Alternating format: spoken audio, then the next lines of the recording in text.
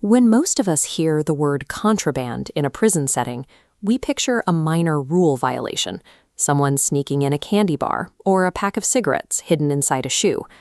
But a correctional facility operates as a highly sensitive, enclosed ecosystem. A single prohibited item introduces immediate friction into a delicate environment where the smallest disruption triggers an operational breakdown.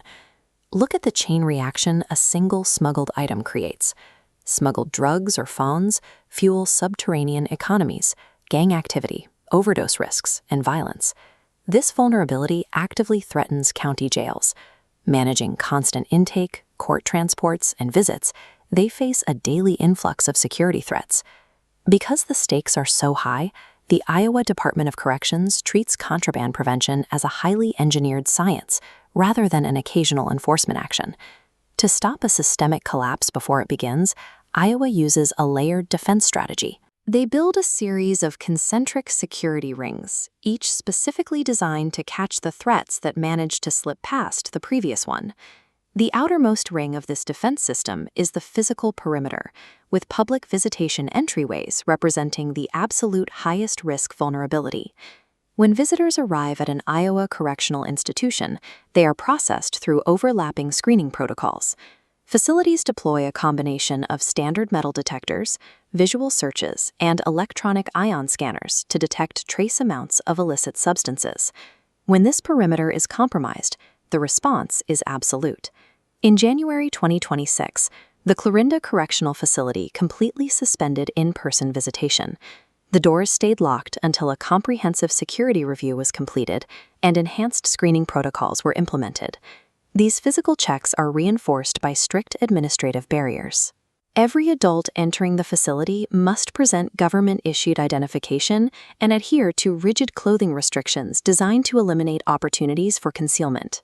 Structured and occasionally invasive screening procedures are the necessary price institutions pay to safely facilitate humane, in-person visitation. Once you step past the front doors and into the facility itself, the security strategy shifts entirely. The second layer is a relentless, daily manual grind. Trained correctional staff execute a constant rotation of checkpoints, managing incoming mail, executing thorough searches of living areas, and conducting routine property checks. This routine applies universally across the state system. The Iowa State Penitentiary operates as a higher security institution, while the Mount Pleasant Correctional Facility focuses primarily on reentry preparation for people nearing release.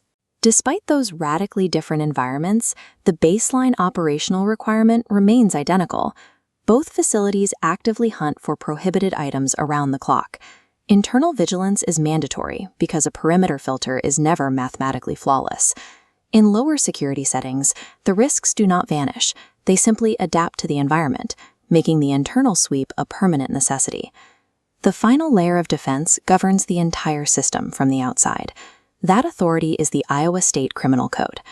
The arms race between security staff and smuggling networks has rapidly evolved past physical threats like knives or drugs. Recent legislative materials from 2026 highlight a focused expansion against electronic contraband. This includes devices like modern smartphones, chargers, and digital storage drives. These devices allow incarcerated people to effectively bypass concrete walls.